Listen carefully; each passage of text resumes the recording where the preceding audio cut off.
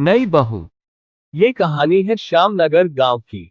वहां का वातावरण एकदम सुंदर रहता था। एक दिन की बात है। गोविंद अपनी माँ के साथ एक विष्णु मंदिर तक पद यात्रा पर निकला था। गांव का बहुत बड़ा और भव्य मंदिर था। जाने में 4 दिन लग जाते हैं। बीच में एक जगह गोविंद और उसकी माँ विश्राम के लिए रुके।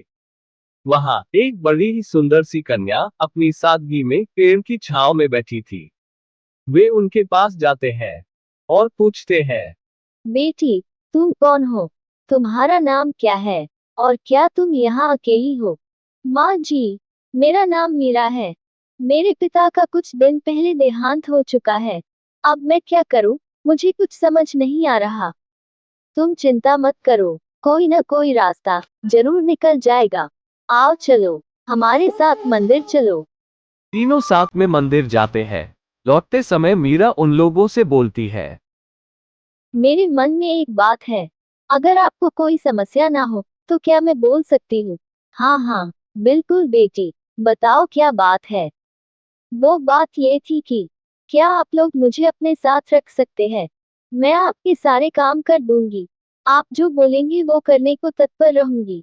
बस आप सब मुझे यहाँ से ले चलिए। मुझे यहाँ बहुत डर लगता है। अच्छा तो ये बात है। कोई बात नहीं बेटी, तुम चलो हमारे साथ।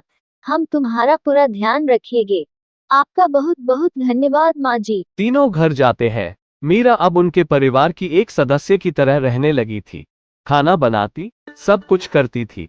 उसका गोविंद के साथ लगाव भी हो गया था। गोविंद की माँ गोविंद से बोलती है। बेटा, मेरे मन में एक बात है। मैं सोच रही थी कि क्यों ना तुम्हारी और मीरा की शादी करा दी जाए। मीरा बड़ी ही प्यारी लड़की है। हमारा इतना ध्यान रखती है और हमसे घुल मिल गई है।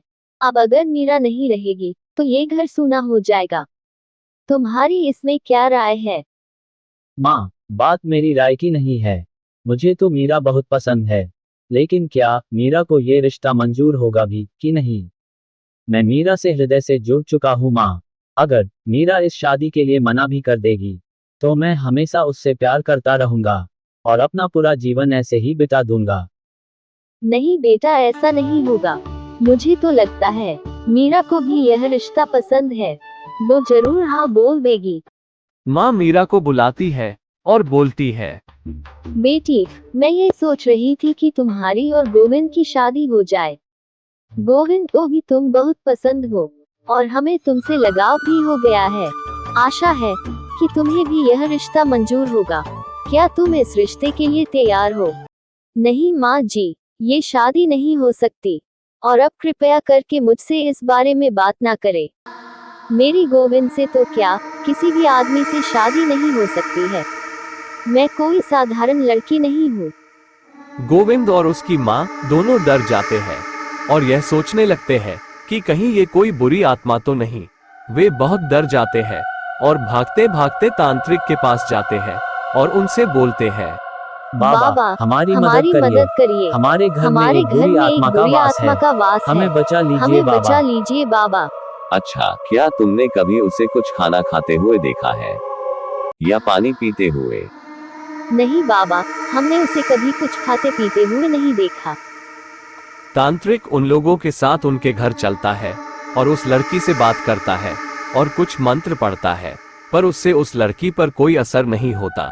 वो समझ जाता है कि वो कोई बुरी आत्मा नहीं है। वो जाते जाते गोविंद से बोलता है। गोविंद, ये कोई बुरी आत्मा नहीं है। डरने की कोई जरूरत नहीं है। तब मीरा उन लोग से बोलती है। माँ जी और गोविंद, आप लोग मुझसे डरिए मत। मैं कोई बुरी आत्मा नहीं हूँ। अब लगता है मुझे आप सबको सच बताना होगा। मैं कोई साधारण लड़की नहीं, बल्कि देवनगर की एक नारी हूँ। मेरे पिता बहुत ज्ञानी ऋषि थे। उन्होंने मुझे वरदान में मांगा था। मैं देवलोक से आई हूँ। मेरे पास अनोखी शक्तियाँ हैं। मेरी वेशभूषा ऐसी थी, परंतु मैंने उसे एक साधारण स्त्री में परिवर्तन किया, क्योंकि 2 बार मेरा अपहरण हो चुका था। मुझे बहुत डर लग रहा था, और अगर मेरी शादी किसी मनुष्य से हो गई, तो मेरी सारी शक्तियाँ छीन जाएगी। मुझे भी गोविंद बहुत पसंद हैं, लेकिन अगर हमारी शादी हो गई, तो मैं कुछ भी आप लोग का काम नहीं कर पाऊंगी। मैं जो भी काम करती थी अपनी शक्तियों से करती थी। अच्छा, तो ये बात थी बेटी। तुम पहले सच बता देती, तो हमें ये गलतफहमी ना होती। हमें तुम्हारी शक्तियों का लालच नहीं है।